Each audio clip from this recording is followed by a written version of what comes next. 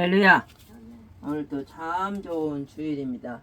한번 따라하세요. 나는 하나님께 복받은 사람입니다. 나는 하나님의 복을 받았습니다. 할렐루야. 오늘 본문 말씀처럼 우리는 하나님의 복을 받았어요. 한번 따라하세요. 우리를 안고 품고 기르시는 하나님, 뱃속에서부터 아시는 하나님. 아멘. 그러니 얼마나 우리가 복을 받았어요. 우리 부모는 자녀를 그냥 품습니다. 아기 때부터. 그냥 낳으면 낳을 때부터 그냥 좋아가지고 나가지고 울기밖에 안 해요. 아기가 뱃속에서 한데도 낳았다고 좋았다고. 요즘 사람들은 옛날에는 그러지 않았죠. 요즘 사람들 아예 그냥 비디오 촬영까지 한대. 나는 모습을 임신하면 그냥 배를 쭉 내밀고 거기다가 남편이 귀를 대고 손가락을 대고 사진 찍고. 요즘에는 옛날 같으면 큰일 났죠. 근데 요즘에는 그렇게 귀한 일이 됐어요. 할렐루야. 그것처럼 하나님이 우리를 품고 기르신다는 거예요. 사랑하는 성도 여러분, 오늘 우리는 우리를 안고 품고 기르시는 하나님, 그리고 뱃속에서부터 우리를 아시는 하나님에 대해서 깊이 묵상하며 은혜를 나누고자 합니다. 성경은 분명히 말씀하십니다. 내가 너를 모태에서 너를 짓기 전에 너를 알았고. 에레미야 1장 5절에 말씀합니다. 시편 139편 13절에는 주께서 내 내장을 지으시며 나의 모태에서 나를 만드셨나이다. 아멘. 이 말씀 속에 놀라운 진리가 담겨 있습니다. 하나님은 우리가 태어나기 전부터도 나를 아셨다는 겁니다. 아니, 세상에 존재하기 전부터 이미 우리를 다 알고 계셨다는 겁니다.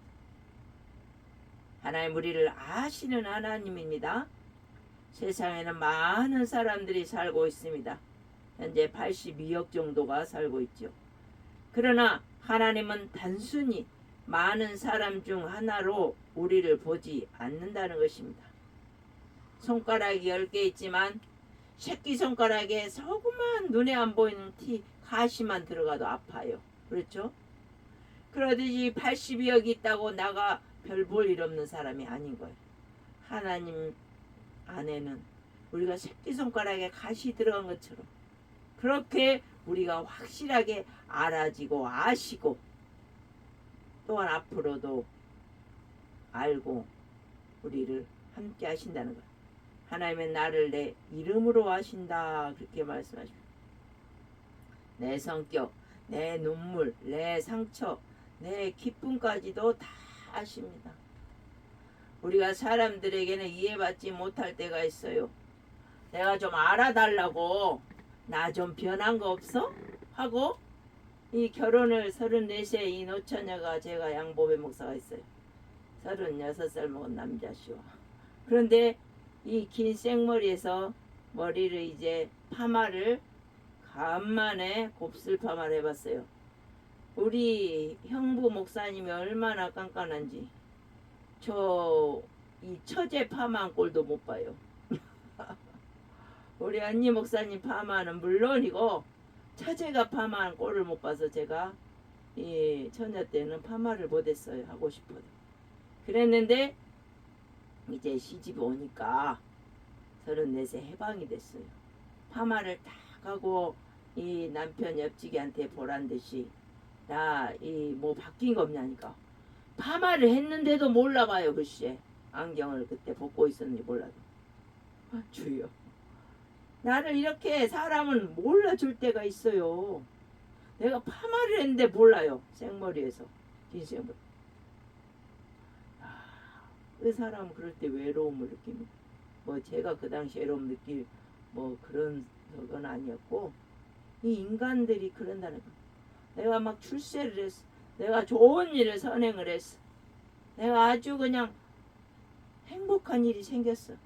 그러면 사람은 알아주기를 원해요. 그렇죠? 인정받기를 원해요. 근데 우리나라 사람 속성이 칭찬하고 인정을 잘 안 해요. 그냥 입을 꼭 다물고 있으면 점잖은 사람이잖아요. 근데 그게 아니에요.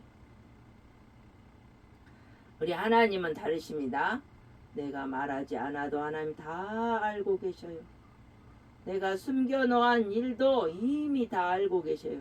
내 숨겨놓은 죄도 다 알고 계신다는 거예요. 내가 아프기 전에 먼저, 교통사고 나기 전에 먼저 알고 계셔요. 그래서 하나님 앞에서는 아무것도 꾸밀 필요가 없어요.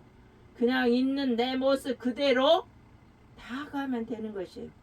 내 모습 이대로 주 받으옵소서. 내가 이렇게 시궁창이 같은 마음을 가지고 형편없는데 지금 내가 하나님 만나면 하나님이 나를 뭐라 하시겠지? 아니에요. 아니에요. 절대로. 하나님은 사람과 달라요. 사람은 잘 될 때만 막 붙어요. 돈이 많은 사람한테 달라붙어서 밥이라도 함께 얻어먹으려고 합니다. 사람은 명예가 있을 때만 막 달라붙어요. 그러나 그 사람 명예가 떨어지면 다 우수수수 떨어져요. 사람은 속이 보여. 그러나 그 중에 한두 명은 남지요. 명예가 떨어지고 물질이 없어져도 한두 명이 나와서 위로해주고 도와주는 가치 있는 사람. 그 사람이 진짜로 하나님의 사람 아들 돕는 자예요. 아멘. 이 사람 알아보는 방법은 간단해요. 내가 아주 어려움에 처했을 때 나를 도와주고 말 한마디라도 위로해주고 그런 사람이 나를 사랑하는 사람이에요. 또한 하나님은 우리를 품으시는 하나님입니다. 이사야 46장 3절로 4절에 태에서 나음으로부터 내게 안겼고 모태에서 내게 업힌 너희여 내가 너희를 품을 것이라. 얼마나 따뜻해요. 우리 자녀들이 왕 하고 울다가도 엄마가 딱 품어주면 가만히 있어요. 울음을 뚝 그치. 이러듯이 우리 하나님도 우리를 따뜻하게 품어주신다는 거야. 고통당하고 실패하고 좌절하고 낭망한 사람들이 주님 품으로 가면 하나님 다 그 넓은 품으로 안아주신다는 거야. 우리 주의 넓은 품으로 어서 돌아오소. 아멘. 제가 고등학교 때 이 특성을 했어요. 얼마나 따뜻한 말씀입니까? 하나님은 우리를 판단하시기 전에 먼저 품어주시는 부모님이셔요. 하나님 아버지 그러잖아요. 넘어질 때도 품으시고 실패하고 좌절하고 낭망할 때도 품으시고 심지어 죄 가운데 있을 때도 품으신다는 것입니다. 저는 이 아버지의 품으시는 사랑을 잘 알아요. 8째 막내라 매 한 대 안 맞고 이렇게 자랐어요. 아버지가 그렇게 많이 품어줬어요. 우리 막내 최고다 최고다 최고다. 저를 위한 자작송을 불렀는데 따라 따라 막내 따라 너만 곱게 잘만 커라. 오동남기 밀양동에 가진 장석 달아주마. 그래서 47에 우리 아버지가 저를 낳아서 20살에 결혼시킨다고 그랬어요. 우리 아버지 생각에 이 아버지가 이제 20살이면 얼마 67세 그 정도면 웬만히 시집갈 때가 되겠구나 해가지고. 그런데 웬걸요? 우리 아버지는 저의 28살에 천국 가시고 저는 34살에 그 이후로 6년 뒤로 갔습니다. 사람 생각은 이루어지지가 않아요. 하나님은 마치 어머니가 아이를 안듯이 하나님 우리를 안고 계십니다. 우리가 힘들어 쓰러질 때 왜 그랬냐고 묻기보다 괜찮다 괜찮아 내가 여기 있다고 안아주시는 하나님이십니다. 여러분 지금도 하나님은 여러분을 품고 계십니다. 우리가 가끔씩 힘들고 어려울 때 그렇지 않다 하더라도 하루에 2-3번 내 자신의 팔을 괜찮다 괜찮아 한번 해보세요. 팔로 나를 괜찮다 괜찮아 잘한다 잘한다 괜찮다 괜찮아 이렇게 자신을 쓰다듬어 줘야 돼. 자신을 칭찬해 줘야 돼요. 그래야 자존감이 살아나고 살맛이 나는 거예요. 자신이 자신을 칭찬하지 못하면 그 뭐요?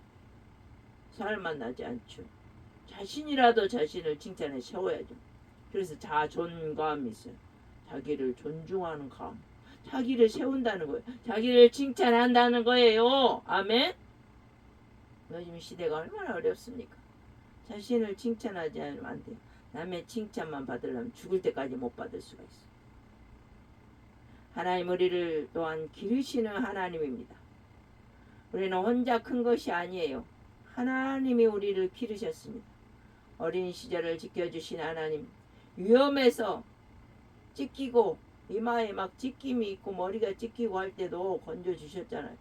막 물에 태워갖고도 건져주셨고 2층에서 떨어져 다리가 부러져도 던져주셨고 교통사고에서도 건져주셨고 아멘. 하나님 이렇게 오늘까지 살게 하신 하나님, 또 부모님을 통해서 여러 수고의 손길로 어떻게 여기까지 왔지 싶은 순간이 있습니다. 그건 내가 잘해서가 아닙니다. 하나님이 우리를 기르셨기 때문입니다. 농부가 씨앗을 심고 돌보듯이 하나님 우리 인생을 부모님을 통해 이웃을 통해 환경을 통해 돌아보셨습니다. 때로는 비를 준비하여 내리시고 때로는 햇빛을 준비하여 내려주시고 때로는 그늘막같이 우리를 기다리고 덮어주셨습니다. 왜냐하면 우리를 좋은 열매 맺는 사람으로 키우고 계시기 때문입니다. 또한 뱃속에서부터 아시는 하나님의 사랑을 깨달아야 합니다. 시편 139편은 말합니다. 내가 주께 감사하면 나를 지으심이 신묘막측 심히 기묘하심이라. 우리 한 사람 한 사람은 우연히 태어난 존재가 아닙니다. 하나님이 계획하셨고 디자인하셨고 하나님이 목적을 두고 우리를 이 땅에 보낸 아주 귀하디 귀한 존재인 것입니다. 보석이고 보배입니다. 저만 양보배가 아니라 유보배, 김보배, 박보배, 이보배, 정보배, 강보배 다 있는 거예요. 그래서 우리는 귀한 존재들입니다. 그래서 우리는 버려진 인생이 아닙니다. 혹시 이렇게 생각한 적 있나요? 나는 왜 태어났을까 도대체? 아이, 나는 쓸모없는 사람 아닐까? 아닙니다. 아니에요. 한번 따라하세요. 나는 쓸모 있는 사람입니다. 나는 꼭 필요한 사람입니다. 나는 어디 가나 필요합니다. 아멘. 하나님은 뱃속에서부터 우리를 아셨고 나를 아셨고 지금도 나를 향한 계획을 가지고 계십니다. 지산전도사가 이 불구덩이에서 온 화상을 통하여서 온몸이 난리가 났을 때, 살고 싶지 않았을 때 하나님은 그 약한 자를 통해 강한 자들을, 온전한 얼굴을 가진 자들을 변화시켜요. 아멘. 우리 인간은 모습에 있지 않아요. 마음에 있어요. 영혼에 있어요. 그 영혼들을 깨우고 살리고 얼마나 하나님 영광을 높이 올리고 있습니까? 우리 80여가 다 이 나의 약한 것이 강점이 되는 거예요. 아멘. 실패가 강점이 되고 좌절했던 그 기억이 장점이 되는 것입니다. 우리는 하나님의 품 안에 있는 인생입니다. 사랑하는 성도 여러분, 세상은 우리를 흔들 수 있습니다. 환경이 우리를 어렵게 할 수 있어요. 지금 얼마나 다 죽겠네 살겠네 하잖아요. 더워 죽겠고 뭐 사업이 안 돼 죽겠고. 그러나 한 가지 분명한 사실은 우리는 하나님의 품 안에 있습니다. 아무리 힘들어도 하나님 손에서 떨어지지 않습니다. 하나님 우리를 놓지 않습니다. 하나님 우리를 버리지도 않으십니다. 하나님 끝까지 주십니다. 이사야 49장 15절에 여인이 어찌 그 젖 먹는 자식을 잊겠으며 그들은 혹시 잊을지라도 나는 너를 잊지 아니할 것이라. 아멘. 제가 참 그 어린 아이들 셋을 마흔까지 나가지 에피소드가 있어요. 하루 갑자기 아이가 사라졌어요. 전화를 하고 있는데 아이가 없어요. 마흔둥이가. 큰일 났어. 애기 찾아야겠다고. 애기가 없어졌다고. 전화 끊고 애기를 막 찾아다녔어요. 애기가 없더라고. 어디 갔는지. 그 조금 있다 보니까 등에서 에 하는 거야. 애가 등에 있었어요. 등에 업은 애기를 등에 업은 애기도 엄마는 찾습니다. 그게 엄마예요. 부모예요. 그렇게 부모는 자녀를 사랑합니다. 우리 삶에 대한 하나님의 약속은 하나님은 단순히 우리를 아는 것으로 끝나지 않습니다. 끝까지 책임지십니다. 시작도 하나님, 과정도 하나님, 끝도 하나님. 그래서 우리는 두려워할 필요가 없습니다.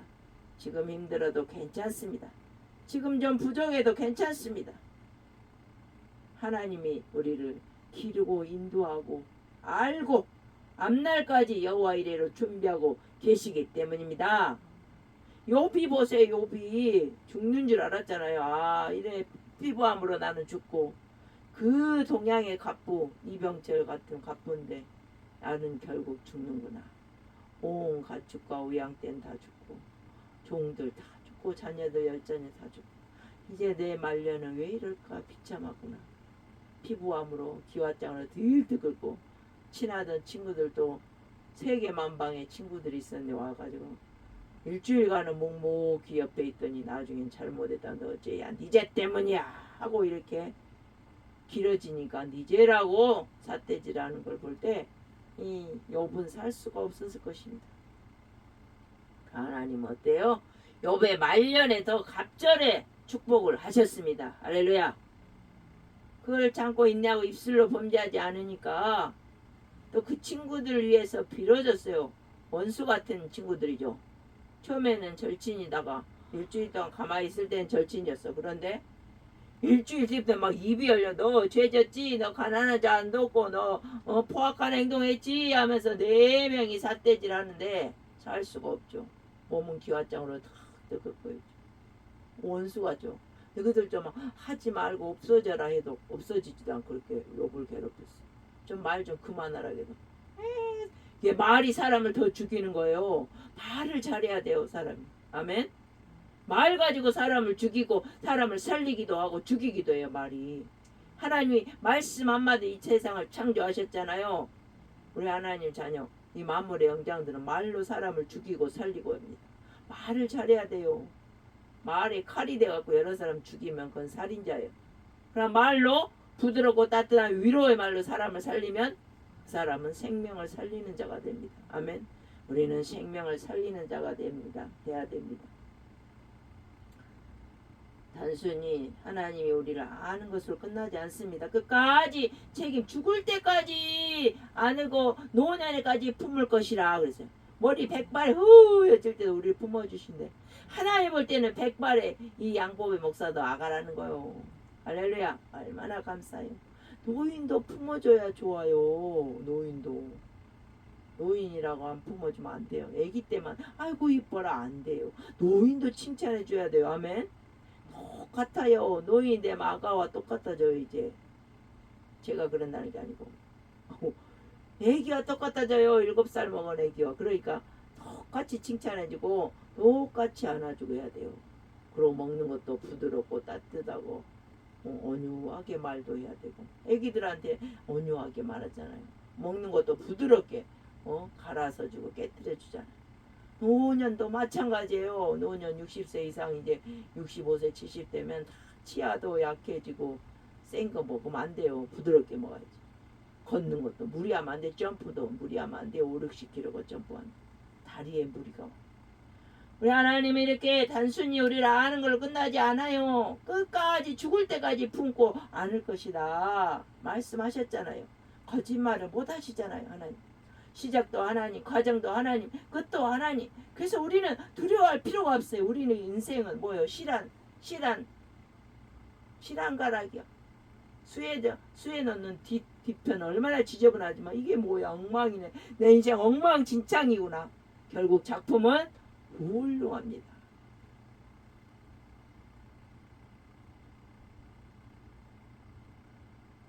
퍼즐 맞추는 그것도 어쩌 퍼즐도 이게 뭐야? 바다만 퍼렇게 있어. 산만 녹색으로 있어. 이게 뭐야 도대체? 어느 순간 훌륭한 작품이 되는 것입니다.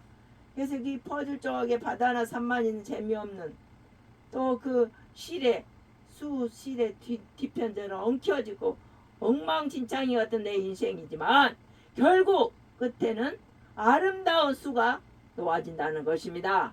하나님의 아름다운 작품이 인내로서 이루어진다는 것입니다. 그래서 우리는 두려워할 필요가 없습니다. 지금 힘들어도 괜찮습니다. 지금 부족해도 괜찮습니다. 하나님이 나를 기르고 계시기 때문입니다. 결론적으로 하나님의 품 안에 안기십시오. 하나님을 찾으십시오. 하나님께 다 붙어 있으세요. 사랑하는 성도 여러분, 우리는 이미 하나님께 안겨 있는 존재입니다. 우리가 나오려고 버둥대지 마세요. 하나님께 안겨서 하나님 찬양하세요. 예배하세요. 기도하세요. 말씀 보세요. 하지만 더 중요한 것은 그 품을 믿고 사는 겁니다. 오늘 이 시간 하나님께 이렇게 고백합시다. 한번 따라서 하나님, 저를 아신 하나님 감사합니다. 저를 품으신 하나님 감사합니다. 저를 기르신 하나님 감사합니다. 이제는 하나님 품 안에 살겠습니다. 이렇게 고백할 때 우리의 삶은 달라집니다. 불안이 초조가 긴장이 평안으로, 두려움이 담대함으로, 눈물이 좌절이 감사로 바뀌게 되는 것입니다. 범사에 감사하라. 이는 그리스도 예수 안에 너희를 향한 하나님의 뜻이니라. 닉부이 지치 몸통 하나로도 죽지 못해 살았지만 나중에는 사지 멀쩡한 사람들의 영을 살리는 자가 됐잖아요. 우리의 약함이 곧 강함이 됩니다. 사도 바울도 약함이 강함이라고 그랬어요. 나의 약함을 자랑하라 그랬어요. 그럴 때 약한 자들이 다 살아납니다. 영이 살고 마음이 살아나요. 기도합니다. 사랑하는